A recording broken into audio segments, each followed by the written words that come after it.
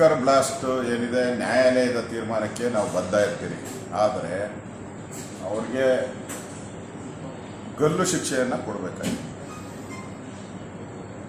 ಅವಾಗ ಮಾತ್ರ ಈ ದೇಶಕ್ಕೆ ದ್ರೋಹ ಬಗೆಯುವಂಥವ್ರು ದೇಶ ದ್ರೋಹಿಗಳಿಗೆ ಸರಿಯಾದಂಥ ಮೆಸೇಜ್ ಹೋಗ್ತಾ ಇತ್ತು.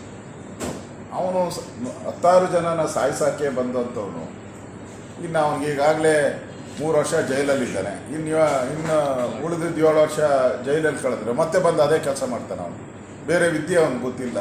ಗೊತ್ತಿರೋದು ಅದು ಒಂದೇ ವಿದ್ಯೆ, ದೇಶ ದ್ರೋಹದ ವಿದ್ಯೆ. ಅವನು ಮತ್ತೆ ಅದೇ ಮಾಡ್ತಾನೆ.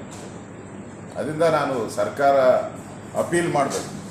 ಸರ್ಕಾರ ಇದನ್ನು ಹೈಕೋರ್ಟ್ಗೆ ಅಪೀಲ್ ಮಾಡಿ ಅವನಿಗೆ ಸರಿಯಾದಂಥ ಶಿಕ್ಷೆ ಆಗಬೇಕು, ಇನ್ನಷ್ಟು ಕಠಿಣ ಶಿಕ್ಷೆ ಆಗಬೇಕು.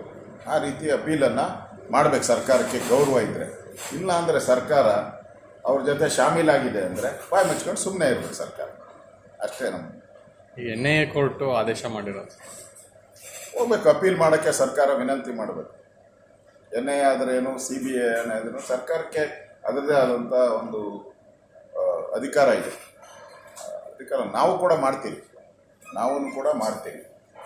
ಸರ್ಕಾರನೂ ಕೂಡ ಸ್ಪಂದನೆ ಮಾಡಬೇಕು. ಯಾಕಂದರೆ ಇದು ದೇಶದ್ರೋಹದ ಕೆಲಸ. ದೇಶದ್ರೋಹಿ ಈಗಾಗಲೇ ಜೈಲಲ್ಲಿದ್ದಾನೆ. ಅವನ ಒಂದು ಪುಸ್ತಕದ ಬಿಡುಗಡೆಯನ್ನು ಸರ್ಕಾರ ಅನುಮತಿ ಕೊಟ್ಟಿರುವಂಥದ್ದು ಈ ದೇಶದ್ರೋಹಕ್ಕೆ ಕಮ್ಮಕ್ಕೆ ಕೊಟ್ಟಂಗೆ. ಸರ್ಕಾರ ಅವ್ರಿಗೆ ಪ್ರೊಟೆಕ್ಷನ್ನು ಮತ್ತು ಅನುಮತಿ ಕೊಟ್ಟಿರುವಂಥದ್ದು ಇದು ದೇಶ ದ್ರೋಹ ಮಾಡ್ತಕ್ಕಂಥ ಜನಗಳಿಗೆ ಈ ಸರ್ಕಾರ ಬೆಂಬಲವಾಗಿ ನಿಂತಿದೆ ಅನ್ನೋದು ಇದರಿಂದ ಸ್ಪಷ್ಟ ಆಗ್ತಾ ಇದೆ. ಅವನಿಗಾಗಲೇ ದೇಶದ್ರೋಹದ ಕೇಸಲ್ಲಿ ಇದ್ದಾನೆ, ಜೈಲಲ್ಲಿದ್ದಾನೆ, ಈಗಲೂ ಇದ್ದಾರೆ ಜೈಲಲ್ಲಿ. ಅಂಥವ್ರಿಗೆ ನೀವು ವೈಭವೀಕರಿಸೋದಾದರೆ ಕಾಂಗ್ರೆಸ್ ಪಾರ್ಟಿ ಯಾರ ಪರ, ದೇಶದ್ರೋಹಿಗಳ ಪರನ ಅಲ್ಲ ಅನ್ನೋದು ಪ್ರೂವ್ ಆಗುತ್ತದೆ. ಈ ಘಟನೆ ನೋಡಿದ ಮೇಲೆ ಕಾಂಗ್ರೆಸ್ ಪಾರ್ಟಿ ಯಾರ ಪರ, ದೇಶದ್ರೋಹಿಗಳ ಪರನ ಅಥವಾ ದೇಶ ಪ್ರೇಮಿಗಳ ಪರನ ಅನ್ನೋದು ಸ್ಪಷ್ಟವಾಗಿ ಅರ್ಥ ಆಗ್ತದೆ. ಕೂಡಲೇ ಪೊಲೀಸ್ ಅಧಿಕಾರಿಗಳು ಕೊಟ್ಟಿರೋಂಥ ಅನುಮತಿಯನ್ನು ಕ್ಯಾನ್ಸಲ್ ಮಾಡಬೇಕು.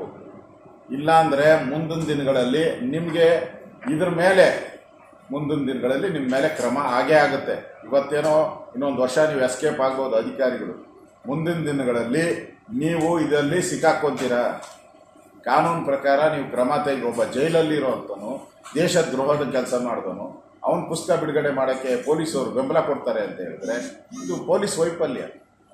ಮುಂದಿನ ದಿನಗಳಲ್ಲಿ ಪೊಲೀಸರು ಇದಕ್ಕೆಲ್ಲ ಉತ್ತರ ಕೊಡಬೇಕಾಗ್ತದೆ. ಯಾರಲ್ಲಿ ಪರ್ಮಿಷನ್ ಕೊಟ್ಟಂಥ DCP ಇರ್ಬೋದು, ಯಾರು ಕಮಿಷನರ್ ಇರ್ಬೋದು, ಎಲ್ಲರೂ ಇದ್ರ ಬಗ್ಗೆ ಮುಂದಿನ ದಿನಗಳಲ್ಲಿ ನಿಮಗೆ ಅದ್ರ ಬಗ್ಗೆ ಎಕ್ಸ್ಪ್ಲನೇಷನ್ ಕೇಳ್ತಾರೆ.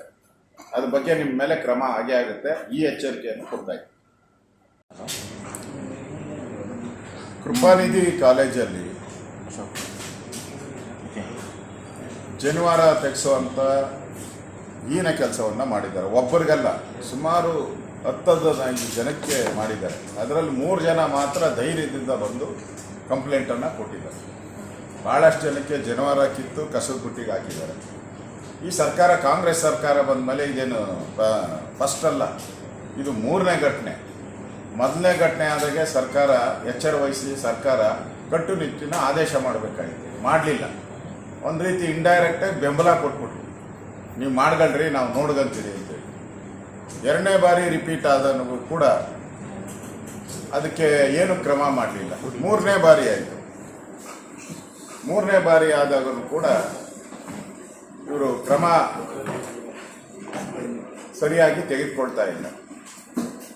ಈಗ ಕಾಂಗ್ರೆಸ್ ಪಾರ್ಟಿಯಲ್ಲಿರುವಂಥ ಜನನೇ ಇದ್ರ ವಿರುದ್ಧ ಮಾತಾಡ್ತಾ ಇದ್ದಾರೆ. ಈಗ ಈ ಜನಿವಾರ ತೆಗೆಸಿರುವಂಥ ವಿರುದ್ಧವಾಗಿ ಕಾಂಗ್ರೆಸ್ ಪಾರ್ಟಿಯಲ್ಲೇ ಮಾತಾಡ್ತಾರೆ.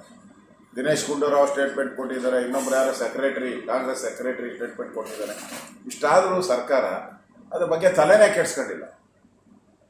ಅಂದರೆ ಇದು ಇಂಡೈರೆಕ್ಟಾಗಿ ಕಾಂಗ್ರೆಸ್ ಪಾರ್ಟಿ ಬೆಂಬಲ ಕೊಡ್ತಾ ಇದೆ ಅನ್ನೋದಕ್ಕೆ ಇದಕ್ಕಿಂತ ಸ್ಪಷ್ಟ ನಿರ್ದೇಶನ ಬೇರೆ ಏನೂ ಇಲ್ಲ.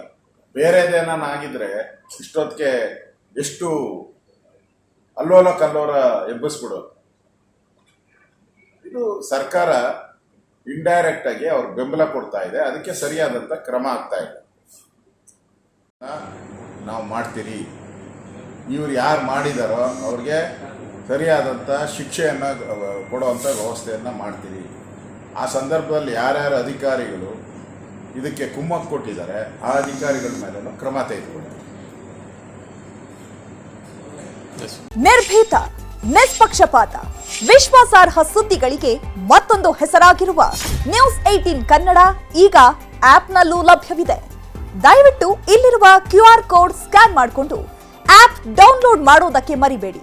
ನಿಮ್ಮ ಬೆಂಬಲ ಹೀಗೆ ಸದಾ ನಮ್ಮೊಂದಿಗಿರಲಿ. ಧನ್ಯವಾದ.